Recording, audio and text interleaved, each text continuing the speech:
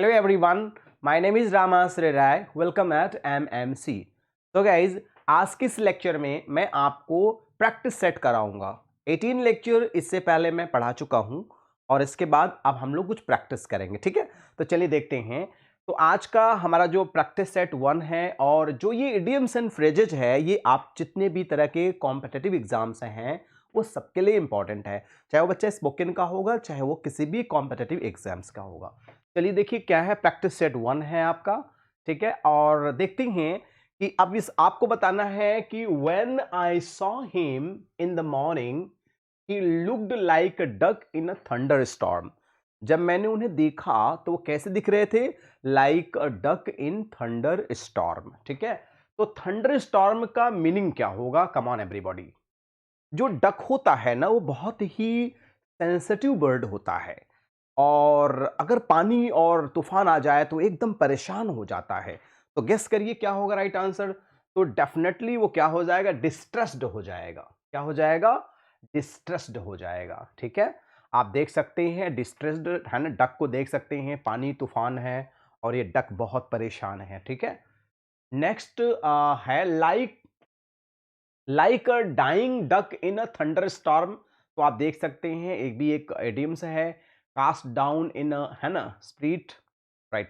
तो अगला जो क्वेश्चन है, our school is within a stone's throw. ध्यान दीजिएगा, स्टोन्स थ्रो इडियम्स है, इसी की मीनिंग आपको बतानी है। Our school is within a stone's throw of the railway station. ध्यान दीजिएगा बच्चों कि ये जो इडियम्स है ये तब यूज होता था जब लोगों के खपड़ैल के घर हुआ करते थे। तो लोग क्या करते थे, एक पत्थर, जैसे मान लो पहले फोन नहीं था और सबके घर जाना भी संभव नहीं होता था, तो एक छोटा सा कंकड़ी मार के है ना कहते थे कि भैया अरे आ जाइए हमारे यहाँ निमंत्रण है या आ जाइए कुछ काम है। तो स्टोन्स थ्रो उसे कहा गया, ठीक है। बहुत पास, बहुत नजदीक। तो आप आसानी से इसको गेस कर सकते हैं। और school is within of stone's throw of railway station. जो हमारा स्कूल है वो बहुत ही क्या है, तो देख सकते हैं क्या राइट आंसर होगा? वेरी फार ऑफ नहीं, with in certain, at a short distance, मतलब बहुत ही पास में, बहुत ही नजदीक में, ठीक है। चलिए अब आप देख सकते हैं स्टोन्स थ्रो का मतलब क्या होता है। देख लिए लिखा है ना, a very short distance away, बहुत ही कम डिस्टेंस हो, बहुत ही सामान्य डिस्टेंस हो। अ स्टोन्स थ्रो का मतलब क्या होता है? We stayed at a beautiful hotel just stone's throw from the beach. माने समुद्र के बहुत पास ही के होटल में हम लोग रुके थे। मतलब समुद्र की दूरी और होटल की दूरी बहुत ज्यादा नहीं थी, बहुत पास में थी। अगला क्वेश्चन है, ही बर्न्ड हिज फिंगर्स। भाई कोई अगर अपना फिंगर बर्न करता है, ही बर्न्ड हिज फिंगर्स, इसका मतलब उसने खुद को नुकसान पहुंचाया, right, by interfering in his neighbours affairs, है ना। माने पड़ोसी के व्यवसाय में एंटरफेयर करके उसने नुकसान उठाया। तो इसका मतलब अब क्या होगा? Got himself into trouble, burn himself, got himself, है ना, गॉट रिब्यूट, क्या हो जाएगा? He got himself into trouble, burn himself, क्या हो जाएगा? सॉरी। तो he got himself into trouble, burned his finger का मतलब ही होता है ना, कि खुद को नुकसान पहुंचाना, खुद को कष्ट देना, किसी और को नहीं, खुद को परेशान करना और खुद, है ना। तो देखते गेट योर फिंगर बर्न्ड का मतलब होता है to suffer loss as the result of doing something risky. कोई ऐसा काम आपने किया जिससे आपका नुकसान हो, ठीक है। तो he got his finger burned in foreign, है ना, मार्केट्स। नेक्स्ट क्वेश्चन है, he is not worth his salt. अब देखिए वर्थ हिज सॉल्ट का मतलब क्या होता है? If he fails at this junction, very strange, very proud of himself, quite depressed, quite worthless. तो worth, he is not worth his salt if he fails at this juncture, very strange, very proud of, quite depressed and quite worthless. तो जाहिर सी बात है, definition आपका answer आप देख ही लिए हैं, क्वाइट वर्थलेस। भाई जाहिर सी बात है, कहते हैं नमक हराम आदमी है, ठीक है। इसका मतलब कि क्वाइट वर्थलेस है, बेकार है, किसी काम का नहीं है। तो आगे डेफिनेशन आप देख सकते हैं कि क्वाइट वर्थलेस, और देखते हैं to be very good value for the money spent to deserve respect, है ना। तो to be worth your salt का मतलब क्या होगा? अगर वर्थ कोई सॉल्ट है, इसका मतलब क्या है कि महत्वपूर्ण है, और नॉट लगा दिया तो आपके हिसाब से नहीं है वो। She works harder than the others, she is worth her weight in salt. जाहिर सी बात है, any man worth is salt will never hit a women. तो देख सकते हैं एक व्यक्ति जो होता है वो अपने नमक के लिए वफादार होता है। साहब मैंने आपका नमक खाया है ना, मैं आपका हुक्म मानूंगा, ऐसा आपने जरूर सुना होगा, ठीक है। Mr. Gupta, who is one of the trustees of a big charity, is suspected of feathering his one's nest. ये भी idioms मैंने पढ़ाया है। तो feathering his one's own nest का मतलब क्या होता है? जाहिर सी बात है, जब बर्ड्स अपने नेस्ट को फीडर करते हैं तो अपने नेस्ट को आरामदायक बनाते हैं। जब इंसान अपने नेस्ट को फीडर करता है तो ढेर सारा पैसा कमाकर सुख सुविधाएं इकट्ठा करता है। तो देख सकते हैं क्या हो जाए, बीइंग लेजी होगा नहीं, बीइंग टू नहीं होगा, मेकिंग मनी अनफेयरली, मतलब गलत तरीके से पैसा कमाना ही होता है क्या, कि feathering his one's own nest. देख सकते हैं आप, birds feather their nest to make them cosy. Birds जो होते हैं अपने नेस्ट को आरामदायक बनाते हैं। When human feathers their nest they fill them with money, वो लोग क्या करते हैं, उसे पैसे से भरने लगते हैं, आप देख सकते हैं, ठीक है। तो आई थिंक समझ में आ गया होगा, क्योंकि दोनों बार आपको इमेजेस देनी पड़ती है, बहुत टफ काम हो जाता है, बट आपकी समझ और आपके बेटर अंडरस्टैंडिंग के लिए बहुत है। देखिए, फीदरिंग और ऑनेस्ट का मतलब होता है to use your position to get a lot of money for yourself, मतलब अपने पावर का दुरुपयोग करके अधिक से अधिक पैसा कमाना ही होता है। She exhibited remarkable सैंग Freud. सैंग Freud means क्या होता है, ड्यूरिंग द क्राइसिस। सैंग फ्रॉइड मतलब क्राइसिस के समय उन्होंने क्या शो किया, कॉम्पश्योर। कॉम्पश्योर मीन्स क्या होता है, आत्मसंयम होता है। क्या होता है, आत्मसंयम, है ना। कॉम्पश्योर, आत्मसंयम का मतलब क्या होता है, सेल्फ कंट्रोल होता है, सेल्फ कंट्रोल होता है, सेल्फ कंट्रोल, आत्मसंयम होता है। टैंक फ्रॉइड का देख लीजिए आप, बेहतरीन सा एक डेफिनेशन है कि देखिए, कूलनेस ऑफ माइंड, मन की शांति होती है, कामनेस, कॉम्पश्योर, ये सारे हो गए सैंग फ्रॉइड, बहुत इंपॉर्टेंट इडियम्स है ये। नेक्स्ट है, mister Hashmi has been in the blues. In the blues का मतलब क्या होता है, for the last several weeks. इसका मतलब वो क्या है, इन द ब्लूज का मतलब बहुत दुखी हैं, बहुत परेशान हैं, बहुत डिप्रेस्ड हैं, बहुत टेंशन में है। देख सकते हैं, to have the blue means definitely to be sad or depressed. सारी चीजों को आप अच्छे से पढ़ते जाइए, नोट करते जाइए, समझते जाइए, each and everything will be very much clear. Sometimes I feel so blue, इसका मतलब कभी कभी मैं बहुत दुखी हो जाता। All the political parties tarred with the same brush. अगर आप लोगों ने क्लास लिया होगा इडियम्स के सारे क्लासेस, तो tarred with the same brush मतलब एक ही, है ना। टार्ड अगर एक ही ब्रश से सारे कमरे किए जाएं तो भैया कोई कमरा अलग है नहीं, भैया सारा कमरा एक ही ब्रश मतलब एक ही कलर के पेंट से पेंट किया गया है। जैसे सारे officer tarred with the same brush, इसका मतलब एक ऑफिसर ब्राइब लेता है तो सारे लोग ब्राइब लेते हैं, सारे लोग रिश्वत लेते हैं। क्लियर है एकदम। तो आप देख सकते हैं इसका मतलब पॉजेज द सेम डिफेक्ट्स, मतलब एक ही कमी सभी के अंदर है, पॉजेज द सेम डिफेक्ट्स। आप देख सकते हैं tarred with the same brush, इसका मतलब देख लिए, ये भी इसी ब्रश से रंगे हैं, वो भी उसी ब्रश से रंगे हैं, सब के सब एक जैसे ही हैं। Let us admit that we could not heap coals of fire on his head। भाई किसी के ऊपर कोयला लाद देना तो अच्छी बात है क्या, है ना। जाहिर सी बात है उसे बहुत कष्ट होगा, बहुत तकलीफ होगा, बहुत सेम होगा। To make him feel sorry but returning good for evil नहीं, पुट हिम टू शेम, किसी को शर्मिंदा महसूस करा देना, है ना, कोई शर्मिंदा से, मतलब क्या है, कोयला लाद दीजिए झड़ता जाएगा, पूरा चेहरा एकदम काला हो जाएगा, ठीक है।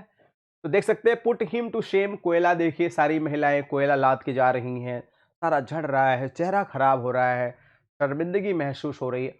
Almost everybody has eye on the main chance, eye on the main chance का क्या होगा इडियम्स?